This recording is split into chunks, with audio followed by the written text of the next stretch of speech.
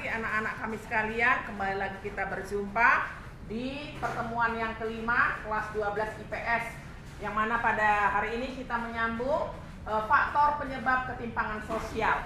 Minggu lalu faktor penyebab yang pertama adalah faktor struktural, kebijakan pemerintah. Yang kedua, ini faktor kultural atau budaya.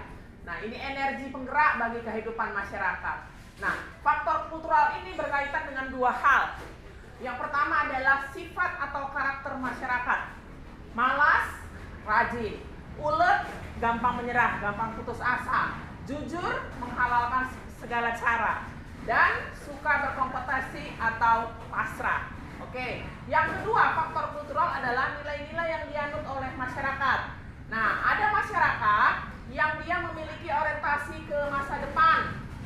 Ya, mereka punya planning, perencanaan, mereka punya investasi baik dari segi ilmu maupun dari segi harta kekayaan. Tapi ada masyarakat yang tidak memiliki orientasi ke masa depan. Jadi mereka ini masyarakat yang cukup dengan apa yang dia miliki, cepat puas, pasrah.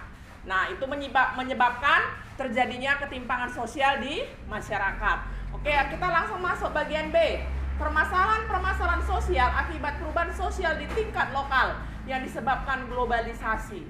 Nah, kalau kita bicara tentang ketimpangan sosial, ini merupakan masalah sosial, ya, karena menyangkut suatu kondisi yang tidak diharapkan, yaitu apa itu? Keadilan di masyarakat. Nah, apa saja faktor-faktor yang melatar belakangi ketimpangan sosial? Ini nanti ada 3. Yang pertama adalah stratifikasi sosial tertutup. Nah, ini terjadi pada masyarakat di India, Hindu, ya, yang menganut sistem kasta. Kita tahu bahwa kasta itu ada 4, ya, Brahmana, Ksatria, Waisya, dan Sudra. Nah, kalau dia stratifikasi sosial tertutup, ini dia tidak memberi peluang atau tidak memberi kesempatan kepada strata tertentu bawah untuk pindah, ya, untuk pindah ke strata yang lebih tinggi. Jadi sekeras apapun usaha mereka tidak bisa naik ke atas atau ke strata yang lebih baik. Nah, jadi itu dia. Nah, berbeda dengan masyarakat yang demokratis, ya, masyarakat yang maju, ya, seseorang bisa dapat pindah ke strata atau ke lapisan yang lebih tinggi, yang lebih baik, itu bisa berdasarkan apa? Usaha atau kerja keras, atau berdasarkan skill, pengetahuan, ya, sehingga nanti ada golongan majikan, pengusaha, dan golongan buruh, pekerja. Oke, yang kedua, dari faktor yang melatar belakangi ketimpangan sosial, sikap prejudice.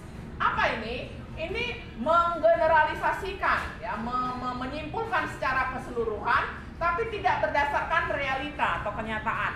Tapi cenderung dia bersifat apa? Subjektif di dalam menilai seseorang atau sekelompok orang. Yang kedua, dapat menjurus kepada sikap stereotip, mengkategorikan kelompok tertentu berdasarkan suka atau tidak suka. Jadi tidak berdasarkan kenyataan, tidak objektif. Contoh, ya, orang miskin, oh, orang Jawa lapar, perempuan itu lemah. Ya, yang ketiga, diskriminasi. Bermuara pada ketidakadilan. Diskriminasi artinya pembedaan, ya. Bermuara pada ketidakadilan dalam pendistribusian hasil-hasil pembangunan yang menimbulkan rasa tidak puas kepada siapa? Pemerintah, yang pada akhirnya nanti dapat menimbulkan gejolak-gejolak sosial, gerakan-gerakan sosial berupa demonstrasi, pergolakan-pergolakan di daerah, yang mana kalau ini tidak dapat diselesaikan dengan baik, tidak dicari akar permasalahannya, maka ini dapat menghambat, ya, menghambat proses integrasi bangsa, sehingga bisa merusak persatuan dan kesatuan bangsa. Nah, itulah anak-anak kami sekalian, pembelajaran kita pada hari ini. Tolong dibaca dan dipahami. Salam sehat.